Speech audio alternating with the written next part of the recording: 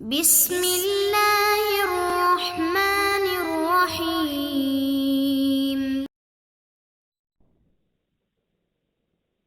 اعوذ باللہ من الشیطان اللعین الرجیم، بسم اللہ الرحمن الرحیم۔ نحمدہ ونصلی علی رسولہ الکریم وآلہ الاطہار۔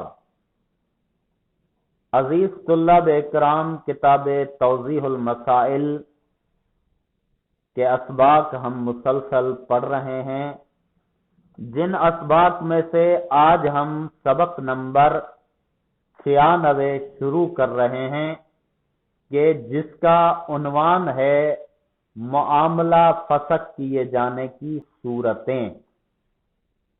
یہاں تک ہم معاملات کی بات، معاملات کا عنوان پڑھ رہے تھے اور اس میں کافی صورتیں اور کافی شرائط، کافی چیزیں ہم بیان کر چکے ہیں۔ اب اس مسئلے میں کہتے ہیں کہ اگر معاملہ ہو جائے، معاملہ ہونے کے بعد خریدار یا فروخت کرنے والا دونوں میں سے کوئی بھی معاملہ فسخ کر سکتا ہے، مگر اس کی کچھ صورتیں ہیں کہ کن صورتوں میں وہ معاملہ فسخ کر سکتا ہے، کن صورتوں میں معاملہ فسخ نہیں کر سکتا۔ تو اس عنوان کو ہم شروع کر رہے ہیں، تو آئیے مسائل دیکھتے ہیں۔ مسئلہ نمبر 2087،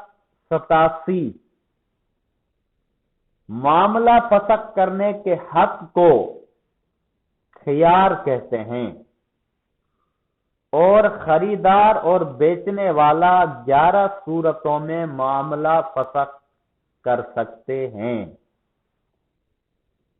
خیار اختیار سے ہے، یعنی ان کو اختیار حاصل ہے کہ وہ چاہے خریدار ہو یا بیچنے والا ہو۔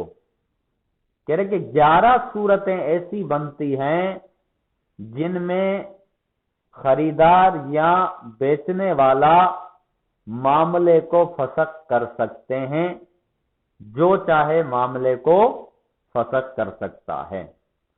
تو وہ صورتیں، ان میں سے پہلی صورت، جس نشست میں معاملہ ہوا ہے وہ برخاست نہ ہوئی ہو اگرچہ سودا ہو چکا ہو، اسے خیار مجلس کہتے ہیں۔ کہہ رہے ہیں کہ پہلی صورت جو ہے اس کا نام ہے خیار مجلس۔ مجلس کا مطلب یہ ہے کہ جس جلسے میں، جس بیٹھک میں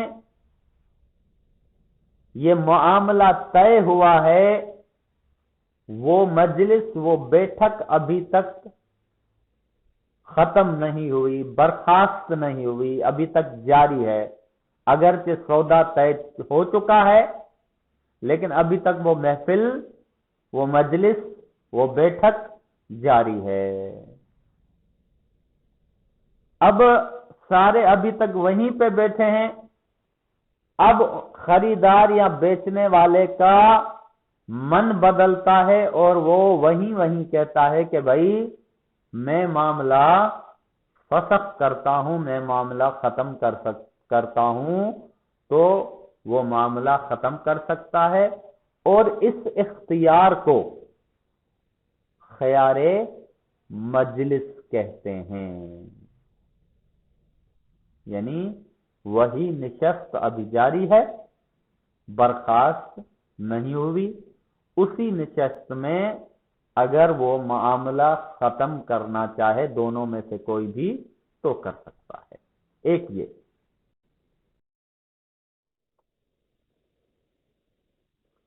تو دوسری چیز اور دوسری صورت کے جس صورت میں معاملہ فسخ کیا جا سکتا ہے، معاملہ فسخ کرنے کا اختیار ہوتا ہے،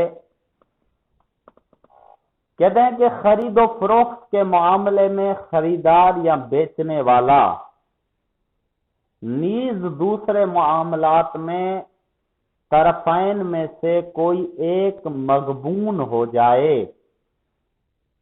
اسے خیار گبن کہتے ہیں۔ کہہ رہے ہیں کہ مثلا یہاں پر لفظ غبن، غبن کا معنی ہے فراڈ، دھوکہ۔ کہتے ہیں خریدار کے ساتھ یا بیچنے والے کے ساتھ یا دوسرے معاملات میں جو بھی معاملہ کرتا ہے طرفین میں سے، لینے والا یا دینے والا یا ایجاب و قبول والا، اگر اس میں دھوکہ آ جاتا ہے، جس کے ساتھ بھی دھوکہ ہوتا ہے، اسے اختیار ہے کہ اس معاملے کو ختم کر دے، فسخ کر دے۔ اس اختیار کو خیار گبن کہتے ہیں، یعنی فراڈ والا، دھوکے والا اختیار۔ کیوں کہ اس نے اس کا فراڈ ثابت ہوا ہے، لہذا وہ معاملہ فسخ کر سکتا ہے جس کے ساتھ فراڈ ہوا ہے۔ اچھا، جس کے ساتھ دھوکہ ہوتا ہے اسے مغبون کہا جاتا ہے۔ اس بریکٹ میں یہی بتا رہے ہیں کہ مغبون سے مراد وہ شخص ہے جس کے ساتھ فراڈ کیا گیا ہو، جس کے ساتھ دھوکہ ہوا ہے اسے مغبون کہا جاتا ہے۔ کہتے ہیں کہ خیار کی اس قسم کا منشا عرف عام میں شرط ارتکازی ہوتا ہے۔ اچھا، کہہ رہے کہ وجہ کیا ہے، مطلب کیا ہے، مقصد کیا ہے اس قسم کے خیار کا؟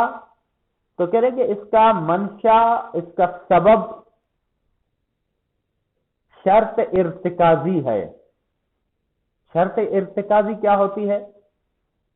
کہتے ہیں کہ ایسی شرط جو کہ بیان تو نہیں کی گئی، رکھی تو نہیں گئی، لیکن ایسی شرط کہ جو عقلاً ہر عام انسان چاہے خاص انسان یہ سمجھے کہ اس شرط کا ہونا ضروری ہے، بھلے اسے معین نہ کیا گیا ہو، یعنی عقل کہتی ہے کہ اس کا ہونا ضروری ہے ورنہ سودا نہیں ہو سکتا،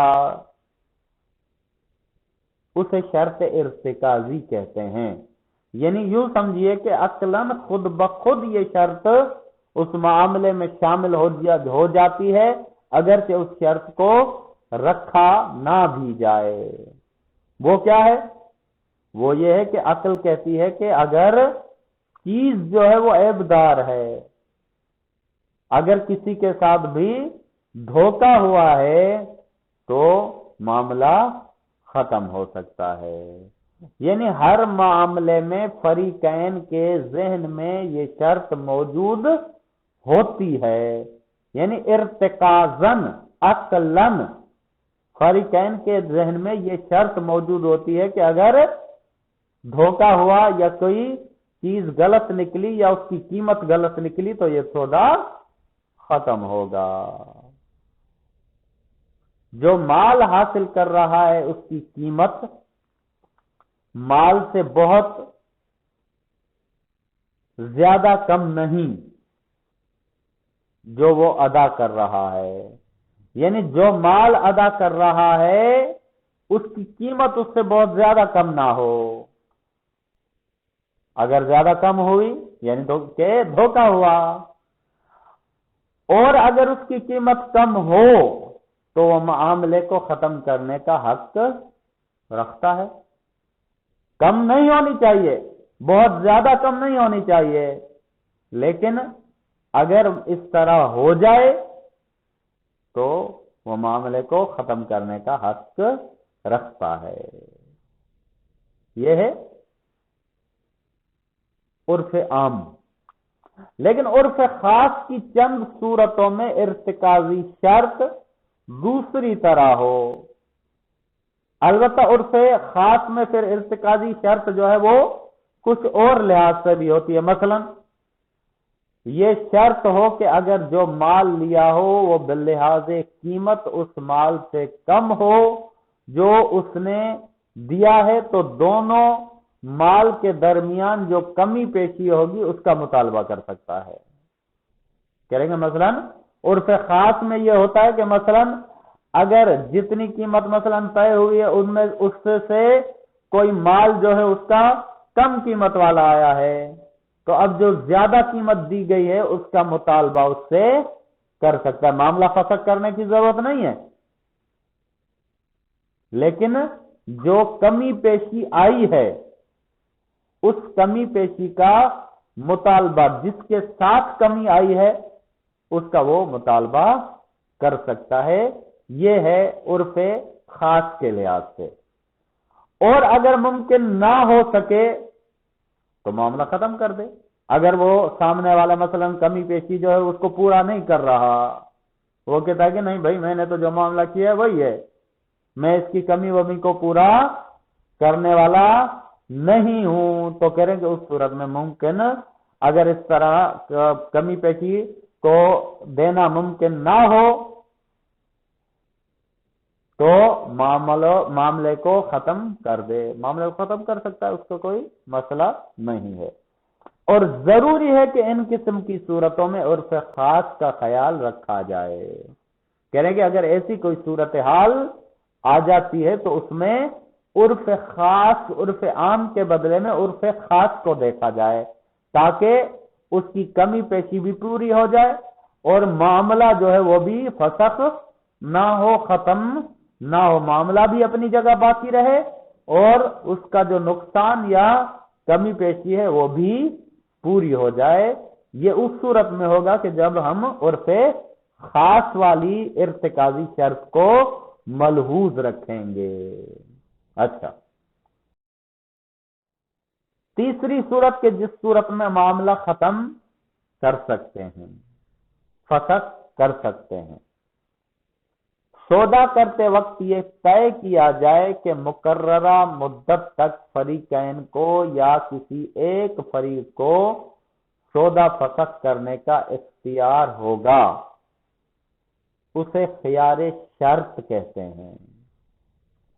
مثلا سودا ہوا، کوئی چیز کسی نے بیچی دوسرے نے خریدی، اب ان کا سودا طے ہو گیا، لیکن اس کے ساتھ ساتھ انہوں نے اس سودے کے ساتھ ایک شرط رکھی. دونوں فریقین کے لیے وہ شرط ہو یا کسی ایک فریق کے لیے، لیکن شرط یہ رکھی گئی ہو کہ دونوں کو یا ایک کو اتنی مدت تک، مثلا فرض کر لیتے ہیں کہ 5 ماہ تک انہیں یہ سودا فسخ کرنے کا اختیار ہے، یہ شرط رکھی گئی ہو. تو ان 5 مہینے کے دوران فریقین میں سے اگر دونوں کو اختیار دیا گیا ہے، دونوں کے لیے شرط رکھی گئی ہے تو دونوں معاملے کو فسخ کر سکتے ہیں. اگر ایک فریق کے لیے یہ شرط رکھی گئی ہے تو وہ ایک فریق جو ہے وہ معاملے کو فسخ کرنے کا اختیار رکھتا ہے، اور اس اختیار کا نام رکھا گیا ہے خیار شرط، اس وجہ سے کہ اس میں ایک شرط رکھی گئی ہے کہ اس شرط کی بنا پر معاملہ فسخ کیا جا سکتا ہے. اب آ جاتے ہیں ہم چوتھی صورت میں کہ جس میں معاملہ فسخ کیا جا سکتا ہے. فریقین میں سے ایک فریق اپنے مال کو اس کی اصلیت سے بہتر بتا کر پیش کرے، جس کی وجہ سے دوسرا فریق اس میں دلچسپی لے یا اس کی دلچسپی اس میں بڑھ جائے، اسے خیار تدلیس کہتے ہیں. تو کہہ رہے ہیں کہ فریقین میں سے ایک فریق، یہ عموماً ہوتا ہے ہماری مارکیٹس میں بھی یہ بہت زیادہ عام ہے کہ جو چیز کوئی شخص بیچتا ہے تو اس کی اصلیت سے اسے بہتر بڑھا چڑھا کر پیش کرتا ہے اور اس کے عیبوں کو چھپاتا ہے۔ اب وہ بڑھا چڑھا کر پیش کرنے کی وجہ سے جو خریدار ہے اس کی اس میں زیادہ دلچسپی بڑھ جاتی ہے اور وہ اس کو خرید لیتا ہے، اس کی باتیں سن کر، اس کی تعریفیں سن کر، اور وہ اس کے عیب جو ہے وہ بیچنے والا اس کے عیب، اس چیز کے عیب چھپا لیتا ہے۔ اسے خیار تدلیس کہتے ہیں، یعنی کسی چیز کے عیبوں کو چھپانا اور جو اس میں خصوصیتیں نہ ہوں ان کو بڑھا چڑھا کر بیان کرنا، اس کو خیار تدلیس کہتے ہیں۔ کہنے کہ اگر اس طرح سے ہو، فریقین میں سے ایک فریق اپنے مال کو اس کی اصلیت سے بہتر بتا کر پیش کرے جس کی وجہ سے دوسرا فریق اس میں دلچسپی لے، اس نے بڑا چڑھا کے بیان کیا، دوسرے نے اس میں دلچسپی لی اور اس کی دلچسپی بڑھ جائے اور اس کو خرید لے۔ خریدنے کے بعد اسے اس کے عیب پتہ چلیں تو اسے اختیار ہے کہ وہ اس معاملے کو فسخ کر دے۔ اسے خیار تدلیس کہا جاتا ہے۔ تو یہ تھی صورتیں جن میں سے اس سبق میں ہم نے 4 صورتیں پڑھی، آگے انشاءاللہ اس کو جاری رکھیں گے۔ وصلی اللہ علیہ وآلہ وسلم۔